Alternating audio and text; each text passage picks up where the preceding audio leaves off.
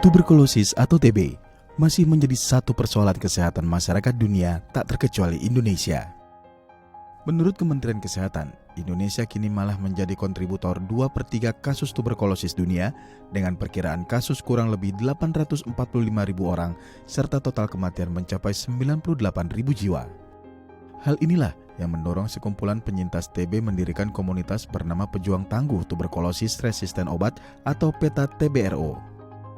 Komunitas ini aktif melakukan edukasi dan kunjungan baik ke rumah pasien maupun rumah sakit untuk memberikan dukungan pada pasien-pasien TB.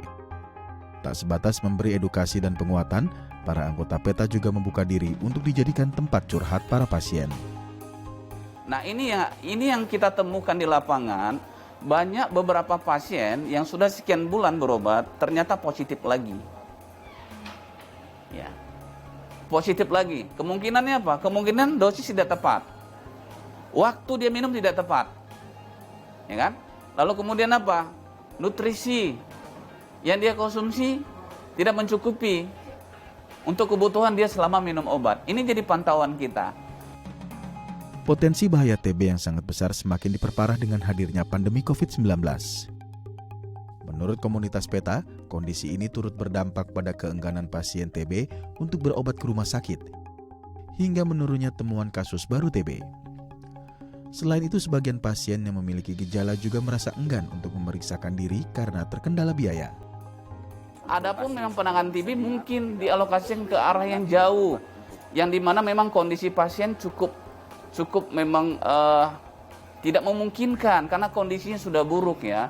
Atau mereka melakukan kesakitan. Itu yang pertama. Yang kedua, mereka mungkin tidak punya uang untuk ongkos, untuk kelainan yang dirujuk yang jauh dari tempat pasien. Jadi karena memang banyaknya layanan ditutup, itu sangat menjadi hambatan ya bagi pasien untuk memeriksakan, untuk melakukan pengobatan.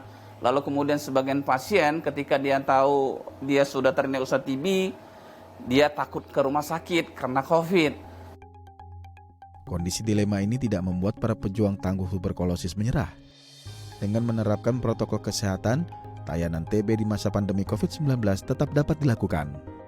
Walaupun memang dengan kondisi COVID seperti ini, dari kita PETA sendiri semaksimal mungkin bisa bersosialisasi, semaksimal mungkin bisa menghubungi pasien ya, apapun memang kendalanya.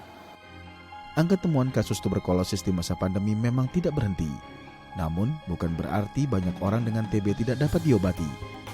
Dengan perhatian dari seluruh lapisan masyarakat seperti yang dilakukan komunitas PETA TBRO, bukan tak mungkin target nasional eliminasi TB di tahun 2030 dapat diwujudkan. Tim Liputan, DAI TV.